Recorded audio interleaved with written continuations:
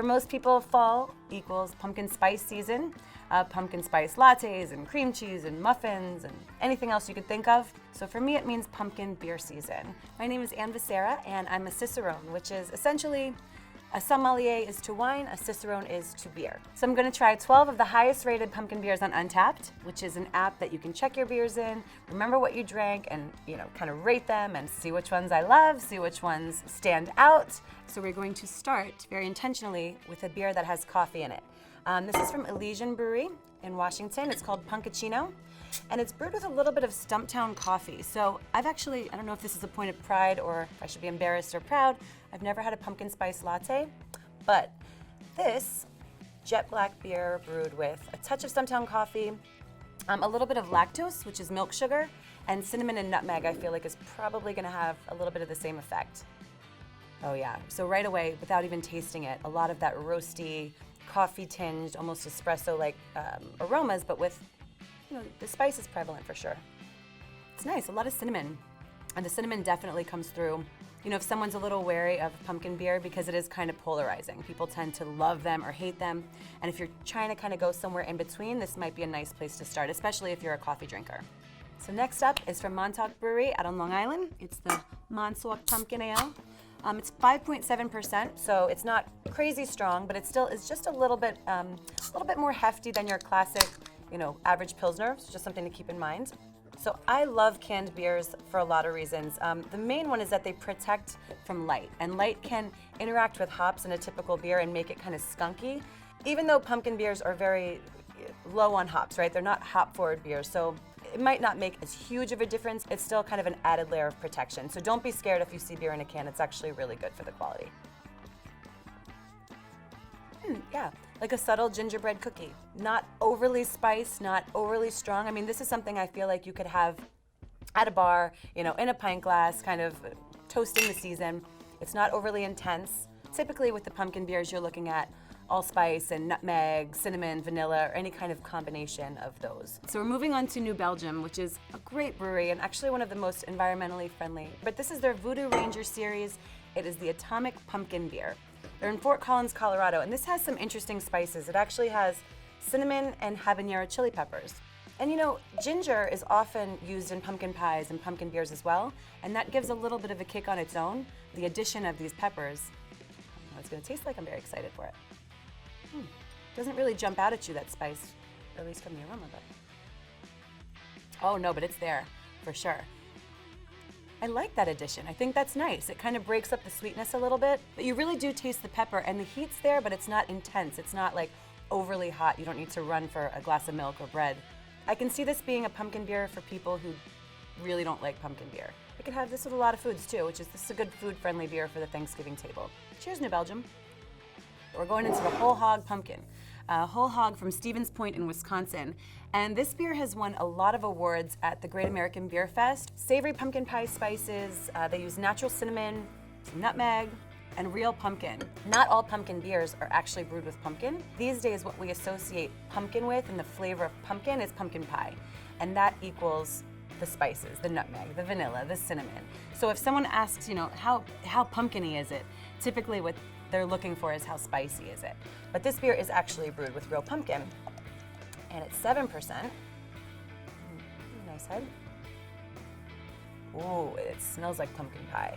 Yes, and like I said before, aromas are incredibly important.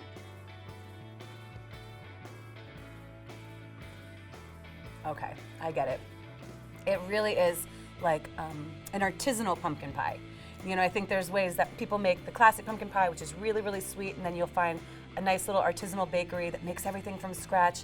This kind of reminds me of that. Like, not overly sweet, but all the elements are still there. It's a really well-balanced, really well-made beer. The next beer we're gonna drink is from SCHLAFLY. It's the original craft brewery in St. Louis. SCHLAFLY Pumpkin Ale. They're known for a lot of different styles. They have a great Kolsch. They have a lot of different German-inspired beers and a wide variety of styles, but their pumpkin beer is really, really well known.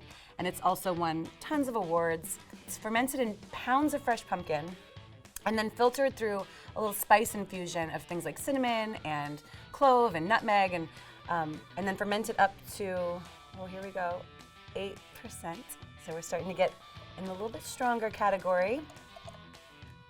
Okay, so I typically don't like when people say this because it doesn't really mean anything, but when they say, it smells like beer. You know, you smell all the spice in the background, you get a lot of those, you know, the cinnamon and the clove, of course, but it still smells like a beer. It doesn't lose that. It doesn't smell like straight up dessert. You know what else I love about this beer? It is really strong. It is 8%, but it doesn't taste like it. This is dangerous.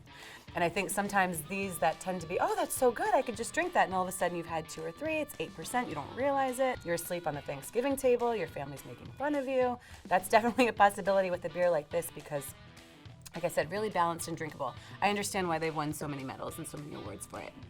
So I don't know how popular this beer is outside of New York, but in New York, I can tell you, pumpkin season often means Southern Tier pumpkin season. This is one of the most well-known, sought-out beers from New York that's brewed with pumpkin. And it's from Lakewood, New York, upstate. They have it on the bottle, I believe, pumpkin pie in a glass. And I think that kind of, you know, sums it all up. Ooh, I think I know what the pumpkin pie, in addition to the spices, it actually has a lot of the pumpkin pie crust.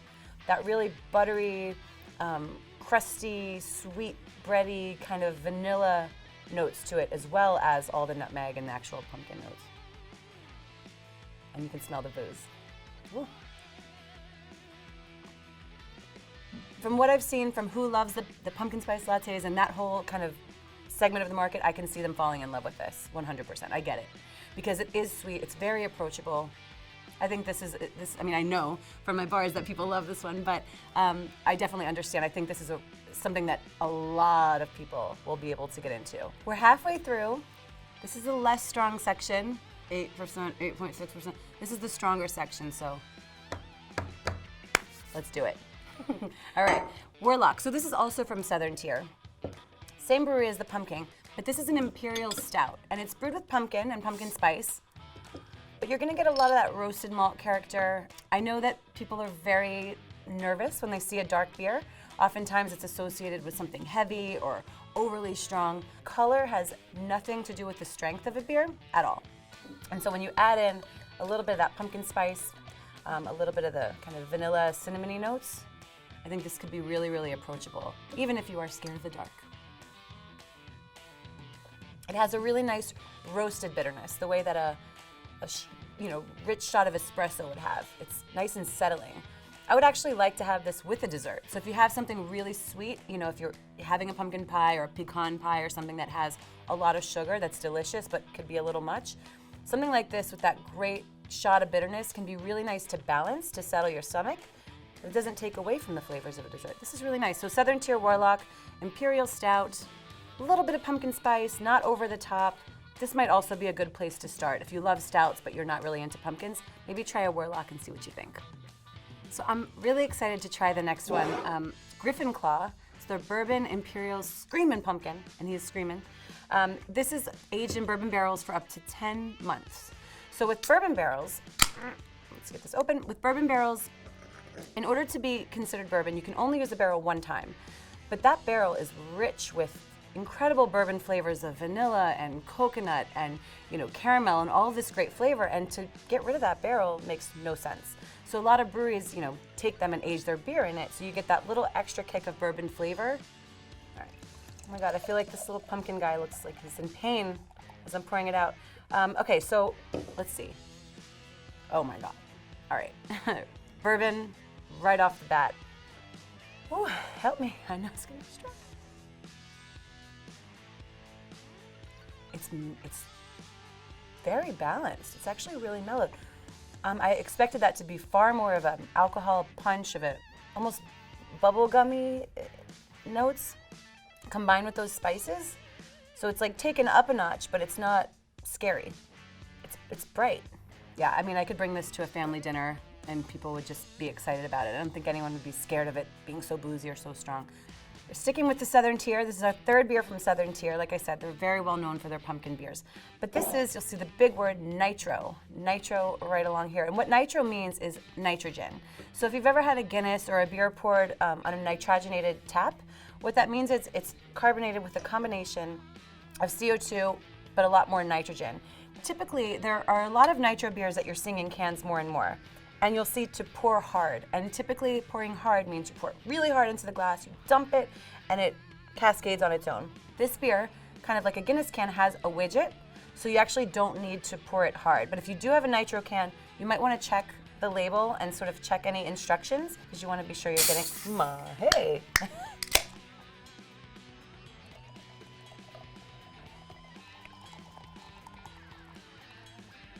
So let's see if we can see a little bit of that. Those little mini bubbles. It smells silky. I don't think you can smell silk, but if you could. It's very smooth. I mean, it's like butter. It's like drinking something very, it goes down easy. Doesn't lose the flavor. All those flavors from the original pumpkin are still there. But it might be a little more dangerous because it goes down so easy. You could probably have 3 or 4 of these without thinking. You would regret it maybe in the morning, but I think that it needs a little bit more of that balance from the bubbles for me personally, but I totally get this, and I think you're gonna see this on draft a lot as well on nitro pours throughout the season. So this is the first beer I've had from Double Barley. I'm really excited. All my metal friends love them. And this is called Pumpkin, it's their Gourd Rocker Imperial Pumpkin Porter. So it's 9.4%. It's a big, again, roasty, dark, you know, kind of, I'm sure we're gonna get a lot of those chocolatey and kind of coffee notes. This is brewed with a lot of pumpkin. This is over 250 pounds of local pumpkin from their friends at a farm that's close to the brewery in North Carolina. You're gonna get a little bit of that pumpkin pie seasoning, along with that roasted character. The spice is not popping out. This smells like a balanced, nice porter. I mean, it's there, it's noticeable, but it's not something where you pour it and you're like, oh my God, it's a pumpkin pie. This is balanced. The spice is on the finish. The spice is subtle. It's in the background. It's there, but it's not overpowering. Yeah, it's a nice dry finish. Very balanced. Double Barley Brewing, Gourd Rocker, rock on. So St. Arnold PUMKINATOR. This is the PUMKINATOR 2018. It's also an Imperial Stout. This is brewed with pumpkin with molasses, brown sugar, spices. It's dry spiced. So if you've been to a brewery or a beer bar in the last few years, you'll probably see the term dry hopped, or DDH, which is double dry hopped, meaning that hops, or in this case spice, are added post-fermentation just for aroma. So you're gonna get a lot of really big, explosive aromas in this. St. Arnold says it's the most expensive beer they've ever made. And it takes a really long time. I mean, this is a labor of love. It's a lot of malt, it's a lot of time, a lot of energy, and a lot goes into this. Oh, it smells really good. This, I smell some vanilla. I can smell the brown sugar for sure. How nice. 10.5%. The spice is, I mean, very, very prevalent. It's dry, it's strong, it's robust, it's flavorful, but it's not obnoxious, for lack of a better word. It's not trying to be the most in-your-face person at the party. I mean, it's balanced. So this is a bomber. This is in a 22-ounce bottle. You don't see that as much these days.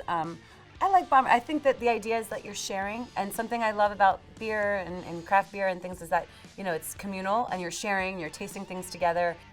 Okay, here we go. The last one. This is 17.5%. It's aged in rum barrels, fresh rum barrels. It's from Avery Brewing in Colorado. And back in the day, they would mix beer or pumpkin beer with rum and sugar or molasses or eggs, cream, whatever they had available, and mull it and make this sort of hot toddy style cocktail that was good for you, that was recommended by doctors and all sorts of things. Okay. Yeah, that's 17.5%. There's no getting around that. It's intense, but it smells good. If you're a rum drinker, you're probably gonna love this right up, just from the aroma.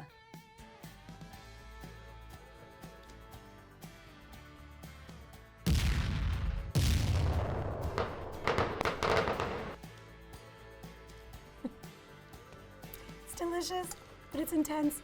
It's brewed with cinnamon, it's brewed with allspice, nutmeg, ginger. It's all there. And what's cool is, like, even though this is super intense and big and bold and extra strong, you can taste every element. I mean, I can spot the ginger, the allspice, it's there. It's not hidden. So think about something like this. You know, I think a lot of people see 17.5% and lose their mind. 17.5% beer. I know this isn't the kind of beer you pour in a pint and you're out playing beer pong with it. It's something that you can have a small amount, you can sip it. It could take the place of an after-dinner drink. It can take the place of a whiskey or of a rum or something, you know, that you can kind of sip and savor. So if you want to impress like your crazy family or, you know, at dinner and you bring something like this, it'll definitely be memorable. And it's really, really good. So it's not just 17.5 to be 17.5. It's intentional and it's tasty. One of my biggest fears is to have to pick one out of multiple because I think that each beer really does have their own unique standout qualities and they're delicious. But I will say that I really, really think in terms of what we expect, in terms of what's classic, what's considered pumpkin, I have to go with the SCHLAFLY. It's really good and they're all really good. So this is really hard for me. It's like choosing a favorite child, but I think this is, you know, popular for a reason and well done. Go out and explore. Find out for yourself what your favorite one is. It's a pretty polarizing style. It's kind of like pineapple pizza. People love it or hate it and they get very, very excited to say that their opinion, but don't be afraid to experiment. And you know, if you have one beer that you don't like, it doesn't mean they're all bad. You know, get out there. This is fun. You know, it's drinking. It's celebrating the season. Cheers.